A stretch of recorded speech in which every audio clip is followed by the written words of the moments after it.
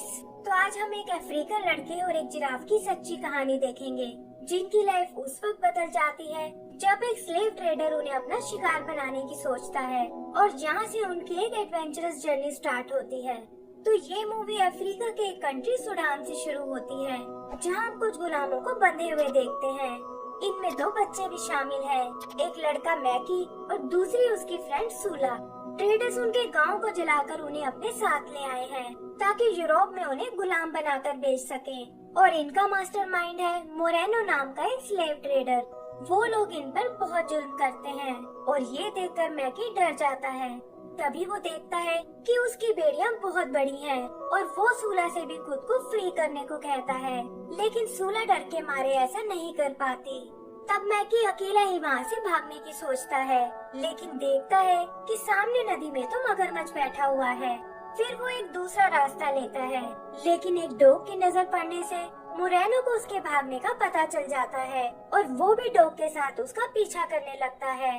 भागते हुए मैकी को एक बड़ा सा पेड़ दिखाई देता है, लेकिन वो देखता है कि उसमें छुपने की कोई जगह नहीं है। वो उस पेड़ से अपनी मदद करने को कहता है और तभी एक फ्रूट के गिरने से उसे जमीन में बना एक होल नजर आता है। मोरेनो वहाँ उस तक नहीं पहुँच पाता और बाद में आने को कहकर वहाँ से चला जाता है।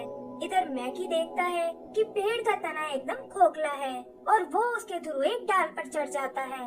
यहाँ हम देखते हैं कि ये स्टोरी असल में एक बूढ़ा आदमी सुना रहा है और उसके पास मैकी और दूसरे कैरेक्टर्स की पपेट्स भी हैं। आगे वो बताता है कि मैकी उस रात उस पेड़ पर ही सो गया और सुबह वो देखता है कि एक जिराफ वहाँ उसे घूर रही है। उसके साथ उसका बेबी और दूसरे जिराफ भी हैं और मैकी उस बेबी जिराफ को देखकर बहुत खुश होता है। इधर मोरेनो भी दूर से उसे देख लेता है और कहता है कि अब तुम मुझसे बचकर नहीं जा सकते। यही हम एक अरब सौदागर हसन को देखते हैं, जो इजिप्ट के पाशा के लिए एक जिराफ पकड़ने आया है और वो भी मैकी और मोरेनो का पीछा करने लगता है। मोरेनो देखता है कि मैकी एक तालाब में जिराफ के साथ खेल रहा है और वो उसे वहाँ से बाहर आने को कहता है। ममा जिराफ मोरेनो को रोकने की कोशिश करती है, लेकिन वो उसे शूट कर देता है और ये देखकर मैकी और उसके बेबी को बहुत दुख होता है। तभी वो सौदागर हसन वहाँ आता है और मोरेनो ये कहकर चला जाता है कि वो एक दिन इसका बदला जरूर लेगा। हसन मैकी को अपने गांव वापस जाने को कहता है और बेबी जिराफ लेकर अपनी जर्नी पर निकल जाता है। तब मैकी ममा जिराफ से प्रॉमिस करता है कि वो उसके बेबी का साथ कभी नहीं छोड़ेगा और उसे वापस लाकर ही रहेगा। वो छुपकर हसन का पीछा करने लगता है और जल्दी ही वो जंगल से निकलकर एक रेगिस्तान में आ जाते हैं। हसन भी जानता है कि मैकी उसके पीछे आ रहा है और इसीलिए वो उसके लिए थोड़ा पानी छोड़ता है और देखता है कि वो हार मानने को बिल्कुल तैयार नहीं है। थोड़ा और आगे जाने पर मैकी की हालत खराब होने लगती है और तब हसन उसे अपने साथ ले जाता है। रात को वो एक जगह आराम करने रुकते हैं और हसन नोटिस करता है कि मैकी को उस जिराफ से बहुत लगाव है और जिराफ भी उसकी हर बात मान रहा है। वो प्यार से उसका नाम ज़राफ़ा रख देता है, जो जिराफ के लिए एक अरेबिक वर्ड है, और कहता है कि ना चाहते हुए भी मुझे इसे अपने साथ ले जाना होगा और तुम्हें मैं कल तुम्हारे गांव भेजने वाला हूँ। रात को मैकी ज़राफ़ा को लेकर वहाँ से भागने की कोशिश करता है, लेकिन हसन उसे समझाता है कि इस तरह तो तुम जरूर मारे जाओगे, क्योंकि रेगिस्तान में रास्ता ढूंढना बहुत मुश्किल है। और मैकी भी उसकी बात मान जाता है। सुबह वो एक बार फिर आगे बढ़ने लगते हैं और हसन उन्हें अपने दोस्त महमूद के पास लाता है, जिसकी रेगिस्तान में एक ट्रेडिंग शॉप है। महमूद भी उस जिराफ को देखकर बहुत इम्प्रेस होता है और हसन उसे बताता है कि मुझे इसे जिंदा रखने के लिए दूध की जरूरत है, क्योंकि हमारा सफर बहुत लंबा होने वाला है।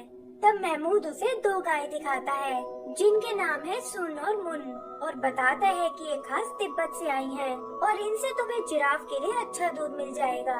हसन उनमें से एक को खरीदने को तैयार हो जाता है, लेकिन महमूद कहता है कि ये दोनों जुड़वा बहनें हैं और एक दूसरे के बिना नहीं रह सकती। हसन को इससे कोई फर्क नहीं पड़ता और वो उनमें से सुन को खरीद लेता है।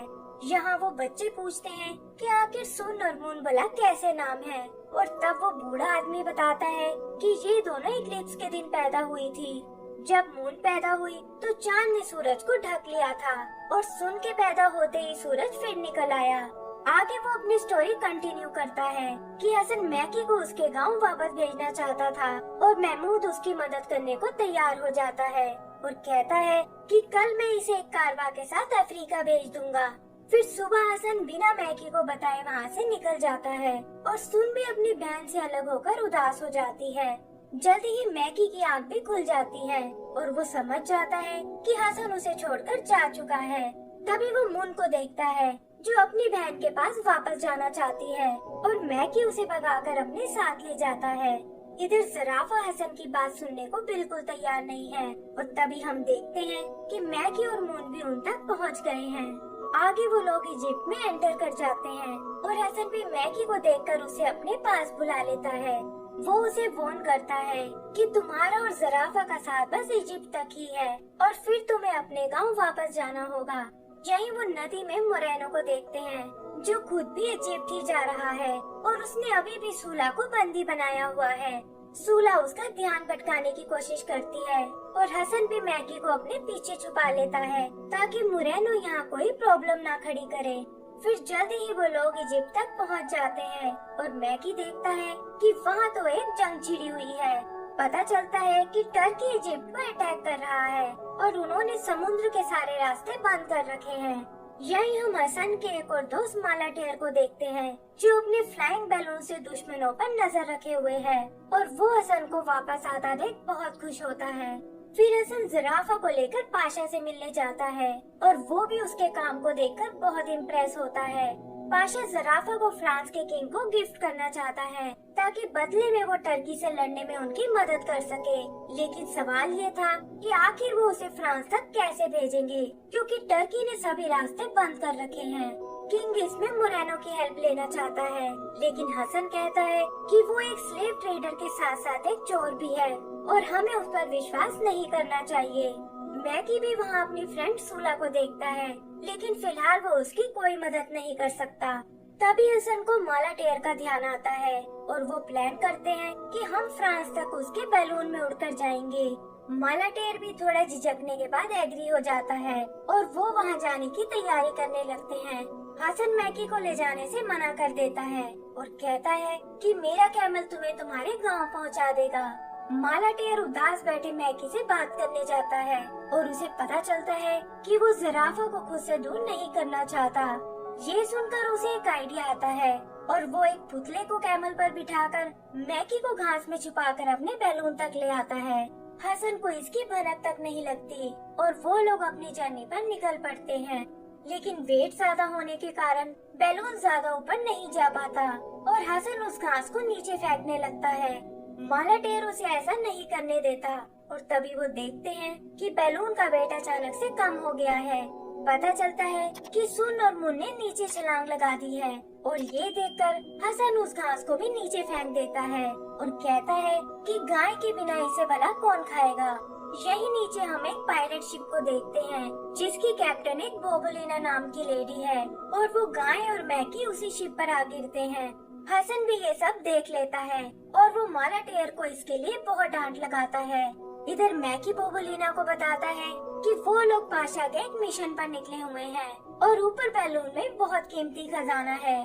ये सुनकर पायरेट्स को लालच आ जाता है और वो अपने शिप से उस बैलून को फॉलो करने लगते हैं। फिर मालाटेर गैस भरने के लिए स्पेन की एक सिटी में रुकता है जहाँ मोरेनो पहले से ही मौजूद है और वो हसन को यहाँ सबक सिखाने की सोचता है। रात को वो अपने आदमियों के साथ उस पर अटैक करने जाता है लेकिन देखता है कि उनके साथ तो पायरेट्स की पूरी टीम है और उसे यहाँ से भी भागना पड़ता है। बोबोलिना को भी मैकी की खजाने का पता चल जाता है और वो हसन से रिक्वेस्ट करती है कि तुम्हें ज़राफ़ा और मैकी को वापस घर ले जाना चाहिए। साथ ही वो उसे अपना एड्रेस भी देती है और कहती है कि मैं दोबारा तुमसे जरूर मिलना चाहूंगी। फिर जल्दी ही वो लोग अपनी जर्नी पर निकल जाते हैं और मैकी देखता है कि हसन अफ्रीका नहीं बल्कि फ्रांस जा रहा है और ये सुनकर उसे बहुत गुस्सा आता है।